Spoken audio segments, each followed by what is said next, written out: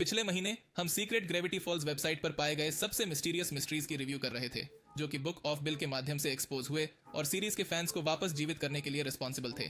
ठीक उसी तरह जैसे डिपर ने किया था जब मेबल ने उसे द डेड को जीवित न करने के लिए कहा था और उसने इसकी परवाह नहीं की। वह एक चीज फिर क्या भी ऐसा है जो किया। मैंने तुमसे आज रात न करने को कहा था और तुमने क्या किया? ऑब्वियसली आधे घंटे का वीडियो यह सब बताने के लिए इनफ नहीं था, और हालांकि हम कैटलॉग द्वारा पाए गए 300 से अधिक कोड और सीक्रेट्स की एक कम्युनिटी नहीं बनाएंगे, मुझे याद है कि मैंने आपसे कल्ट्स, रिडल्स, सीक्रेट्स और क्लूज से भरा एक सीक्वल देने का वादा किया था जो हमें ग्रेविटी फॉल्स के फ्यूचर के लिए छोड़ देता है। यदि आपने पिछला वीडियो देखा है तो आपको याद होगा कि हम वेबसाइट के डिफरेंट पार्ट्स में कोड या यहाँ तक कि पूरे डॉक्यूमेंट्स भी पा सकते हैं। शो के यूनिवर्स के अंधेरे कोनों को रोशन करने वाले डॉक्यूमेंट्स। फॉर एग्जाम्पल, यदि आप बोतल पर क्लिक करते हैं जिसमें एक आंख है तो बिल के 47th अटेम्प्ट के बारे में एक लिटिल मैसेज पॉपअप होगा, इस बार अटलांटिस में एक इंटरडिमेंशनल पोर्टल बनाने के लिए। मुझे ऐसी स्पीसीज के साथ एडवांस्ड कंस्ट्रक्शन की कोशिश करने से बेहतर पता होना चाहिए था जिसके पास अपोजेबल थम्स नहीं थे। फिंटरडोर का मेंशन पोर्टल यूज करने में उतना ही कठिन था जितना कि इसे जोर से कहना। कोई आश्चर्य नहीं कि ये टूना नेट बाउंड से बंधे स्क्वीकी टॉयज डोमिनेंट स्पीसीज नहीं बन पाए। हथौड़ा चलाना सीखो और फिर हम बात करेंगे। यदि आप स्कल पर सोने के दांत पर क्लिक करते हैं तो आपको डेथ से बचने के लिए एक बार इस्तेमाल होने वाला कूपन मिलता है, और यदि आप डैगर पर क्लिक करते हैं तो आपको एंटी साइफर सोसाइटी से एक दस्तावेज मिलता है जिसमें साइफर ऑप्टिकॉन के बारे में बताया गया है। बिल साइफर को देखने के लिए बीआई जूस द्वारा मूविंग आर्टिफैक्ट और बिल का शिकार करने के लिए एक अल्मनैक। यदि आपने बुक नहीं पढ़ी है तो ये एक सीक्रेट सोसाइटी थी जिसने वर्ष 101 के आसपास बिल साइफर का विरोध करने की कोशिश की थी, लेकिन हालांकि उन्होंने उस समय उसे अपना पोर्टल बनाने से रोक दिया था, लेकिन उसके बाद वे बहुत सफल नहीं हुए क्योंकि उन्हें डिरेंज नटकेसेस के एक समूह के रूप में देखा गया था और वे निश्चित रूप से पागल थे। लेकिन जिस सीक्रेट में हमें वास्तव में इंटरेस्ट है वह है एक मैसेज जो मैकेट लैब्स के लोगों को प्रेस पर अपीयर होता है। यह मैकेट द्वारा लिखा गया एक लेटर है जिसमें उन्होंने बिल के बारे में कुछ बातें की हैं और कहा है कि उन्होंने उसे एक बार देखा था और वह कमोबेश सेटन इनकारनेट है। उन्होंने हमें हेक्टरिंग कोड भी दिया है जो कि चर्च में दिए गए उपदेश की एक पुरानी रिकॉर्डिंग है, या यूं कहें कि यह वास्तव में एक रिलीजियस सॉन्ग की पुरानी रिकॉर्डिंग है जिसमें चर्च में दिया गया उपदेश शामिल है। प्लकिन जिम पकेट द्वारा गाया गया साइफर इज रियल नामक गीत बिल की पुस्तक में 19वीं सदी के 50 के दशक के गीत के रूप में मेंशन्ड है, जो एक ऐसा समय था जब बिल ने म्यूजिक का यूज करके ह्यूमंस को इन्फ्लुएंस करने की कोशिश की थी, लेकिन उनके द्वारा शुरू किया गया हर बैंड फेल हो गया। यह स्पष्ट रूप से नहीं बताया गया है कि क्यों, लेकिन बिल के सभी रेफरेंसेस को रेडियो से बैन कर दिया गया था जिसमें वह रिलीजियस सॉन्ग भी शामिल था। और आप सोच सकते हैं बिल एक रिलीजियस सॉन्ग में क्या कर रहा है।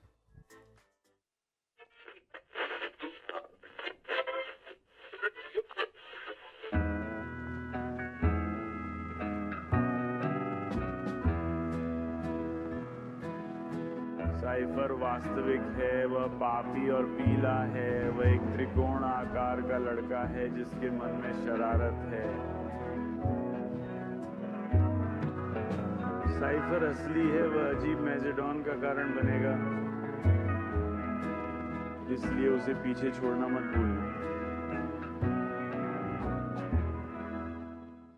ओह ठीक है। गीत के बीच में हमें कहानी सुनाई जाती है कि कैसे एक पादरी अपने चर्च की सेवाओं में से एक के दौरान अपने मंडली के किसी व्यक्ति से बिल साइफर के खिलाफ गवाही देने के लिए कहता है। डोलोरेस नाम की एक महिला ने उल्लेख किया कि रात के दौरान बिल साइफर ने उसे लुभाने के लिए उससे संपर्क किया। उससे कहा कि अगर वह उसका अनुसरण करेगी तो वह उसे पति, सोना, चांदी, रेशम और मसाले देगा। डोलोरेस उसके झांसे में आ गई और वह बिल की अनुयायी बन गई। जैद सुनने लगी, रात में नाचने लगी, रूट बियर पीने लगी और जानवरों के दांत चुराने लगी। कहानी के अंत में डोलोरेस बिल द्वारा छोड़े गए टैटू में से एक दिखाती है और अपने पाप के लिए रोती है। पहली नजर में यह अजीब लगता है, लेकिन इससे ज्यादा कुछ नहीं। ग्रेविटी फॉल्स पास्ट और मैकेट के अजीबोगरीब संगीत की एक झलक। लेकिन यह गाना एक असली गाने का अलग संस्करण है जिसका शीर्षक है शैतान असली है। बस यहाँ शैतान की जगह बिल को रख दिया गया है। ये एक बहुत ही छिपी हुई बात है, लेकिन ऐसा लगता है कि बिल इस ब्रह्मांड का लूसीफर का संस्करण है, या कम से कम मानवता उसे ऐसा ही मानती है। ये बहुत स्पष्ट है यदि आप 2 सेकंड से अधिक समय तक सोचते हैं कि वे चर्च में बिल साइफर के बारे में क्यों बात कर रहे हैं, या यदि आप सवाल करते हैं कि बिल गाने के कवर पर लाल और सींग वाला क्यों दिखाई देता है, या जिम पकेट को कैसे पता चला कि वह अजीब मैसेडोन था। लेकिन यह पहला सुराग नहीं है। बिल की किताब को देखते हुए यह स्पष्ट है कि यह राक्षसी डोरिटो सैकड़ों वर्षों से मानव जाति को प्रभावित करने की कोशिश कर रहा था। यहाँ तक कि सरकार के पास भी उससे संबंधित गुप्त फाइलें हैं जो मुठभेड़ के वर्ष की हैं।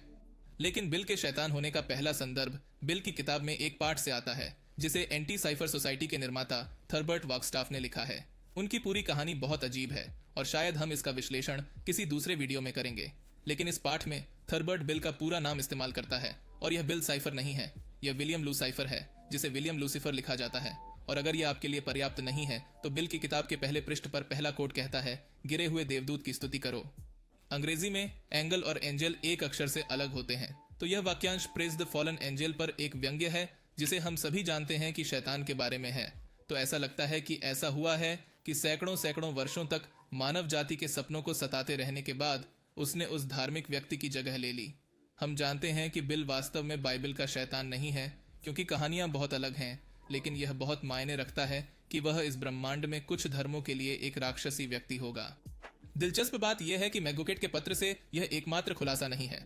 पत्र समाप्त करने के बाद मैकगुकेट विदा लेता है और बताता है कि वह अपने बेटे के साथ मछली पकड़ने जाएगा, लेकिन पहले उसे कॉलेज में बिल के चेहरे वाली एक टी शर्ट जलानी होगी।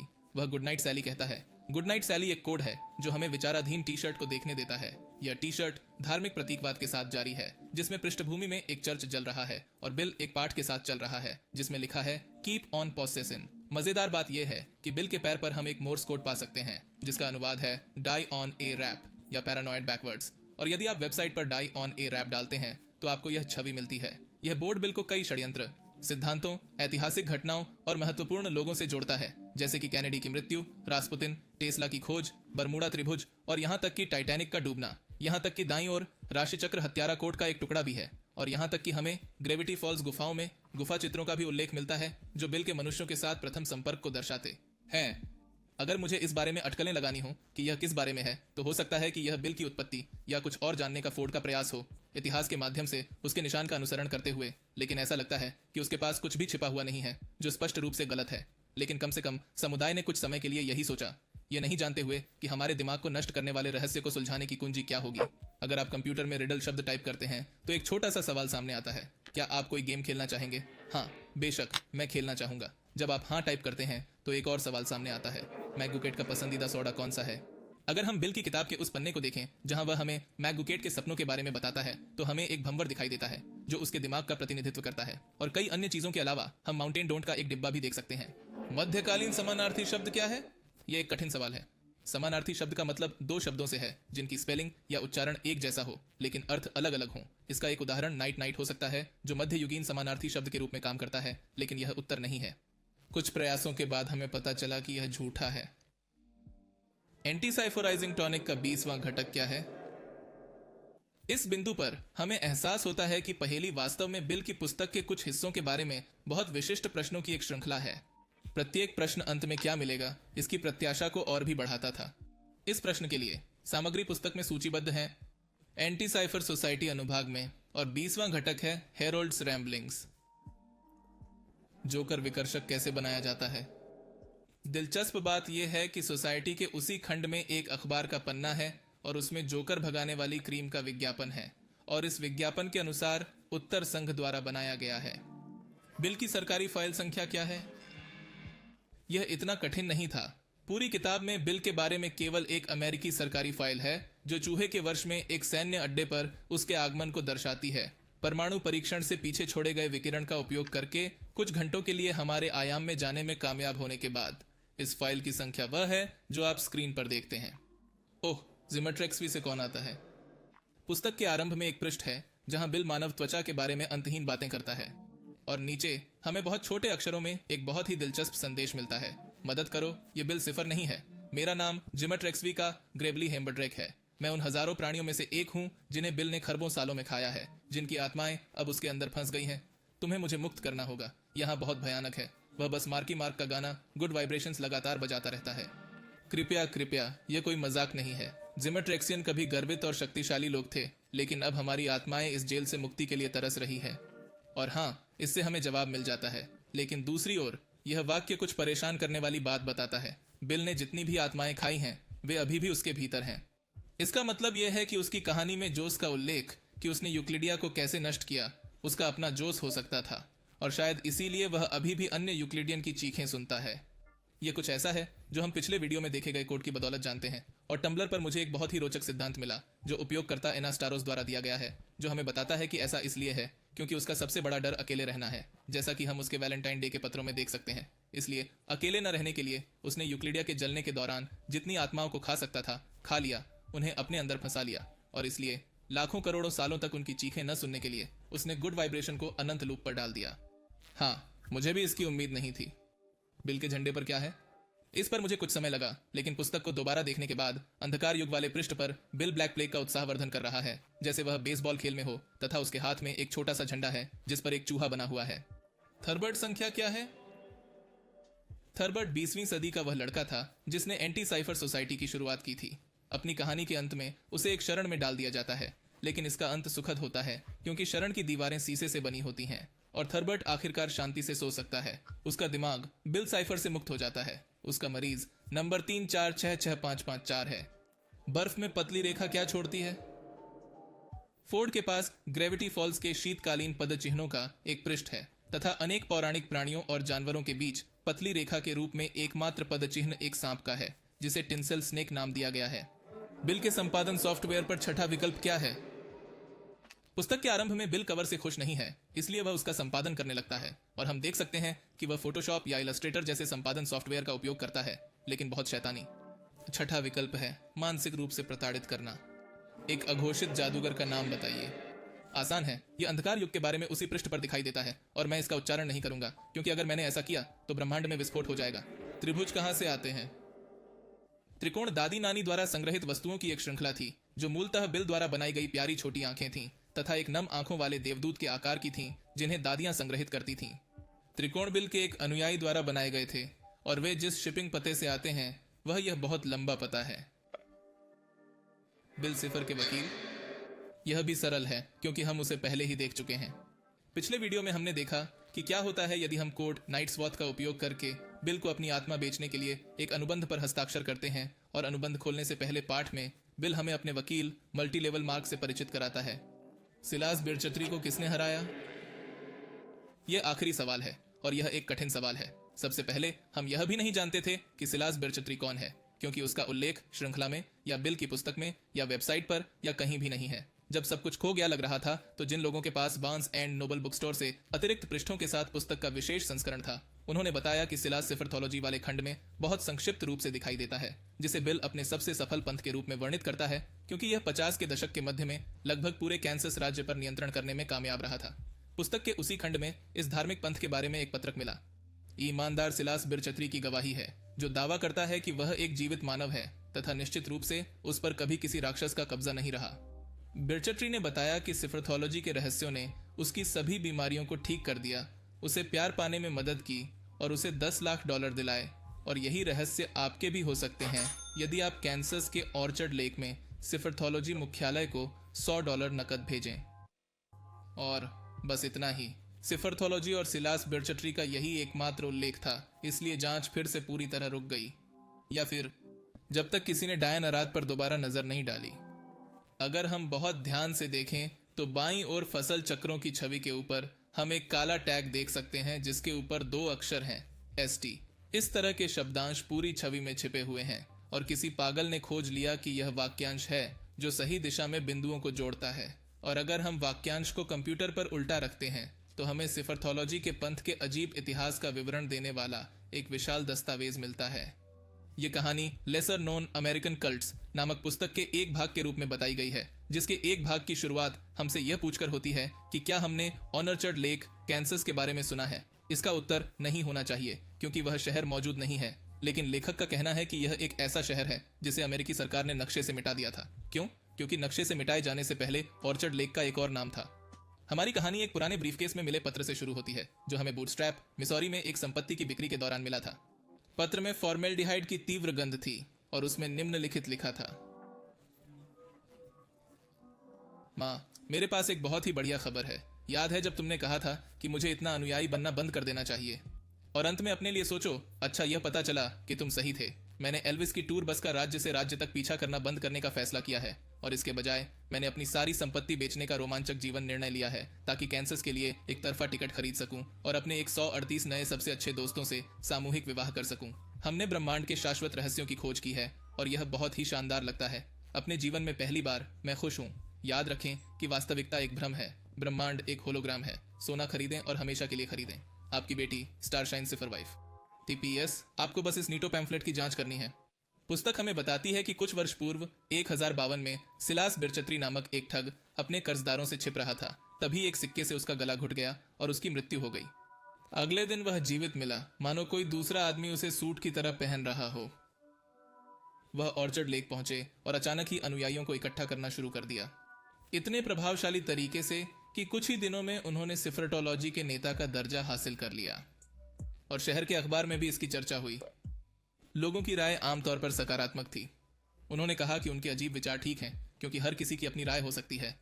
एक आदमी खुश था क्योंकि बिरचट्री ने उससे कहा था कि वह उसे सिखाएगा कि अपने दिमाग से लोगों का शोषण कैसे किया जाए। सिलास बिरचट्री के साथ सभी लोग ठीक लग रहे थे, सिवाय एमेलिन बटनबिंस नाम की एक महिला के, जिसने अखबार को यह बताया, मैं आपको बता रहा हूँ, वह एक मानव शव है जिसे अंतरिक्ष त्रिकोण द्वारा कठपुतली बनाया गया है और वह नश्वर समझ से परे एक क्षेत्र के लिए एक अंतरायामी पोर्टल बनाने आया है। अब अपनी तलवारें और तीर इकट्ठा करो, चलो हम मनुष्य के रूप में जानवर को मार देते हैं, इससे पहले कि वह हमें मार डाले। खैर, उस महिला को छोड़ दें तो श्री बिरचट्री के लिए सब कुछ ठीक चल रहा था। अखबार ने उनका साक्षात्कार लिया और फॉर्मेलिन की एक बोतल मांगने के बाद, जो वैसे तो मृत शरीर को सुरक्षित रखने के लिए इस्तेमाल किया जाने वाला रसायन है, बिरचट्री ने माना कि सिफरटोलॉजी एक पंथ के बारे में थी, लेकिन यह एक ऐसा पंथ था जो वास्तविक शक्ति प्रदान करता था, जो कि उत्सुकता की बात है, क्योंकि ऐसा लगता है कि सिफर ने वास्तव में अपने अनुयायियों को वह शक्तियां दी थीं जिनका उसने उनसे वादा किया था, कम से कम कुछ हद तक। इस साक्षात्कार में हम बिरचट्री को वास्तविक समय में साक्षात्कारकर्ता को अपने धर्म में परिवर्तित करते हुए भी देखते हैं। बिल की शक्तियों की तरह वह बिना किसी समस्या के प्रत्येक व्यक्ति के जीवन को जानता है और उन्हें इच्छानुसार हेरफेर कर सकता है। कुछ ही सेकंड में साक्षात्कारकर्ता उसे अपना स्वामी और मालिक कहने लगा और उसने उसे अपनी घड़ी दे दी, क्योंकि उसके पास पैसे नहीं थे। परेशान करने वाली बात। किताब आगे बताती है कि 1 महीने बाद सिफरथोलॉजिस्ट, क्योंकि मुझे नहीं पता कि उन्हें और क्या कहा जाए, ने टाउन हॉल पर कब्जा कर लिया था। उन्होंने ऑर्चर्ड लेक का नाम बदलकर बिलविले कर दिया और हैमबर्गर रेस्तराओं से चुराई गई बंदूकें, मानव दांत और रंगीन प्लास्टिक की गेंदें जमा करना शुरू कर दिया। बिलविले के निवासियों ने अपने नेता की तरह आवाज निकालने के लिए अपने सिर मुंडवा लिए और हीलियम को सूंघना शुरू कर दिया। और अगर यह पर्याप्त नहीं था तो उन्होंने नींद की रस्मों में भाग लिया, जिसमें बिल एक बार में उनमें से 30 को अपने वश में कर लेता था और घंटों तक एक साथ हंसता रहता था। रेगिस्तान में उन्होंने बहुत ही सामान्य विशाल धातु पोर्टल का निर्माण शुरू किया और शहर के अंदर और बाहर यात्रा पर प्रतिबंध लगा दिया। यहाँ तक कि चिकित्सा आपात स्थिति के लिए भी उन्होंने विस्तार करना शुरू कर दिया और घर घर जाकर बुरी खबरें बांटी। इस प्रकार पंथ की लोकप्रियता और प्रभाव में वृद्धि हुई और सिलास ने सभी अपराधों को रोक दिया और घोषणा की कि अब सब कुछ कानूनी है। पूरे शहर में एकमात्र व्यक्ति जिसका धर्म परिवर्तन नहीं हुआ था वह थी एमिलिन बटरनोबिन्स, जो इस बात पर आश्वस्त थी कि इस धार्मिक पंथ के अहंकारोन्मादी नेता के साथ कुछ ठीक नहीं था। उनका विरोध प्रदर्शन बच्चों को घर पर बनाए गए पर्चे वितरित करने तक बढ़ गया, लेकिन यह पर्याप्त नहीं था। संघर्ष अपरिहार्य हो गया। जब सिलास ने 2 समलंब आकृतियों वाली कामुक कहानी प्रसारित करने के लिए एक स्थानीय टीवी स्टेशन का नियंत्रण अपने हाथ में लिया तो ओक ग्लेन के ग्रामीणों ने एफसीसी से इसकी शिकायत की। सिफरोलॉजिस्टों ने अपने पीने के पानी की आपूर्ति को बबल सॉल्यूशन से भरकर जवाब दिया, जिसने कानून का ध्यान आकर्षित किया। सिफरटेरियनों को टाउन हॉल वापस लौटने और धातु और कार के पुर्जों से बने अपने अस्थायी गेट को हटाने का आदेश दिया गया, अन्यथा उन्हें कैंसस राज्य के सैनिकों का सामना करना पड़ेगा। सिफरथोलॉजिस्टों की गंजे भीड़ ने उनकी बात नहीं मानी और इसके बजाय 13 दिनों तक एक वफल हाउस में रहे और बार बार दांत चिल्लाते रहे। सिलास ने सभी रेडियो और टेलीविजन सिग्नल बंद कर दिए और अपने अनुयायियों को पोर्टल को बंद करने का आदेश दिया, जबकि उसका शरीर लगातार पीला और सड़ता जा रहा था, जो क्लोरीन और चींटियों के ठोस टुकड़ों से बने उसके शानदार आहार का श्रेय था। मुझे लगता है कि कुछ सालों के बाद फॉर्मेल्डिहाइड ने काम करना बंद कर दिया। अंत में एमेलिन बटनबिंस इस बात से नाराज थी कि कोई भी उसके पर्चे नहीं चाहता था। उसने सिफरोलॉजिस्ट के मुख्यालय पर एक मशाल फेंकी, हीलियम टैंकों में आग लगा दी और एक विशाल विस्फोट में पोर्टल सहित सब कुछ नष्ट कर दिया। राज्य के सैनिकों ने तब गोलीबारी शुरू कर दी जब सिलास के समर्थक हाथ पकड़कर वी विल मीट अगेन गा रहे थे, वही गाना जो बिल ने सीरीज के अंत में गाया था। सिलास गोलियों से छलनी हो गया। उसने मेगाफोन पकड़ा और आग की लपटों के ऊपर खड़ा होकर चिल्लाने लगा कि तुम उस आदमी को नहीं मार सकते जो पहले ही मर चुका है। अगर तुम मुझे गोली मारोगे तो मैं तुम्हारी कल्पना से भी ज्यादा शक्तिशाली और ज्यादा परेशान करने वाला बनकर वापस आऊंगा। याद रखो, हकीकत। इस समय उसका सिर झुक गया, उसके मुंह से मक्खियों का झुंड निकला और सिलास अंततः गिर पड़ा। उसे दूसरी बार मृत घोषित कर दिया गया, शहर को खाली करा दिया गया और उसके अस्तित्व के सभी रिकॉर्ड मिटा दिए गए। श्रीमती बटरनबिंस को मेडल ऑफ ऑनर से सम्मानित किया गया और इस घटना को इतिहास ने भुला दिया। इस कहानी को बताने वाली पुस्तक की लेखिका डोना रदरफोर्ड बताती है कि वर्तमान समय में भी इस पंथ के कुछ अवशेष बचे हुए हैं। सिलास की वापसी की आशा है। सिलास एक ऐसा नेता जो उसके आश्चर्य के लिए स्पष्ट रूप से विक्षिप्त होने के बावजूद लगातार सच बोलता प्रतीत होता था। अपने शोध के दौरान डोना को एक के बाद एक भविष्यवाणियां सच होती दिखीं और जब वह अपने रिकॉर्ड देख रही थी तो उसे सिलास बिरचट्री के अंतिम शब्द मिले। पंथ के विनाश से ठीक पहले लिखे गए एक पत्र में उनका संदेश था। कम से कम यह आपकी किताब का एक मजेदार अध्याय था, डोना। एक दिन पहले डोना लूथरन थी, लेकिन किताब लिखने के बाद वह सिफ्रोलॉजी में बदल गई।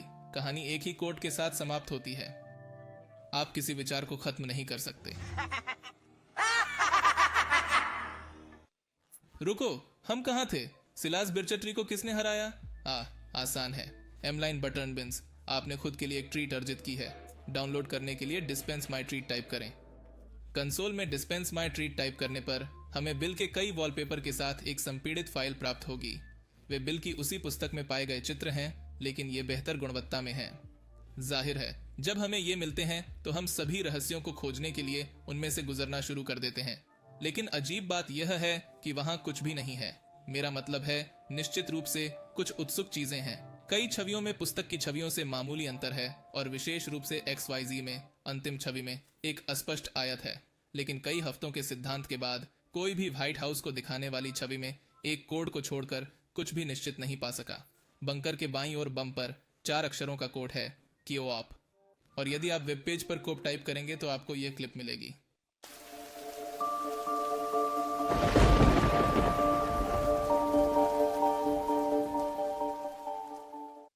इससे बहुत सारी अटकलें लगाई जाने लगीं कि सब कुछ एक नए सीजन या उस एनिमेशन की छद्म यथार्थवादी शैली में एक फिल्म या सबसे खराब एक लाइव एक्शन रिब्यूट की ओर इशारा करता है। यह उल्लेखनीय है कि बाद में पता चला कि यह क्लिप डिज्नी से संबंधित नहीं, एक कलाकार की थी जिसने एलेक्स हिर्श को वेबसाइट पर क्लिप पोस्ट करने की अनुमति दी थी। लेकिन फिर भी यह काफी संदिग्ध है क्योंकि वह एनिमेशन इस विशाल स्कॉच एक्शन के आगमन का बिंदु प्रतीत होता है। अब तीसरे सीजन या उस तरह की किसी भी चीज की कोई पुष्टि नहीं हुई है, लेकिन कुछ चीजें ऐसी हैं जो भविष्य में होने वाली किसी घटना का संकेत हो सकती हैं। संदर्भ जो आप शायद पहले से जानते हैं वो ये है कि यदि आप सीजन 3 टाइप करते हैं तो जवाब सीजन 2 होगा। यदि आप सीजन 2 लिखते हैं तो जवाब सीजन 1 होगा। और यदि आप सीजन 1 टाइप करते हैं तो कंप्यूटर सीजन -1 का जवाब देगा। एंटी ग्रेविटी गिर जाती है। इससे कुछ लोगों को लगा कि वे एक प्रीक्वल बना रहे हैं, लेकिन मेरी राय में अधिक सबूत हैं कि वे कुछ और तैयारी कर रहे हैं। बिल की किताब आफ्टर बिल लूज स्टैनफोर्ड में वह एक भावनात्मक टूटन से गुजरता है जिसे वह इंटरडिमेंशनल पब या सैडलीज में जाकर दबाने की कोशिश करता है। बिल बहुत ज्यादा शराब पीता है और अगले पेज पर एक अन्य restaurant, inter Mexican burrito paradox restaurant के एक कर्मचारी द्वारा अधिकारियों को किए गए कॉल की प्रतिलिपि है, जहां बिल नशे में है, कहर बरपा रहा। यदि आप उस कोड को वेब पेज में टाइप करते हैं तो आपको बिल के बचे हुए गुर्गों के बारे में आयामी प्राधिकरण से एक दस्तावेज प्राप्त होगा। यह पता चलता है कि अजीब मेजर डॉन के बाद वे कानून से भगोड़े हैं और बिल की हार के बाद से सभी आयामों द्वारा उनकी तलाश की जा रही है। उन्हें उसके पिरामिड से जो कुछ भी मिल सकता था उसे इकट्ठा करते हुए और उसे एक वैन में भरते हुए देखा गया था जिसमें गोलियों के निशान थे और किनारे पर एक साइकेडेलिक 8 गेंद पेंट की गई थी। माना जाता है कि वे एक नए आधार की तलाश में आयामों के बीच भाग रहे हैं और आयामी प्राधिकरण ने उनके ठिकाने के बारे में किसी भी जानकारी के लिए इनाम रखा है। और यही होता अगर यह तथ्य न होता कि उनके पास एक गुर्गा है जिसके बारे में उन्हें कोई जानकारी नहीं है, 7 आंखें। यह एक और कोड है जो हमें निम्नलिखित फोटो देता है। यह एक ऐसा चेहरा है जिसे आप शायद देखने की उम्मीद नहीं करेंगे अगर आपको पता भी हो कि यह कौन है। डायरी 3 में फोर्ड की मुलाकात जेसल ब्राउन से होती है, जिसे ऑरेकल के नाम से भी जाना जाता है।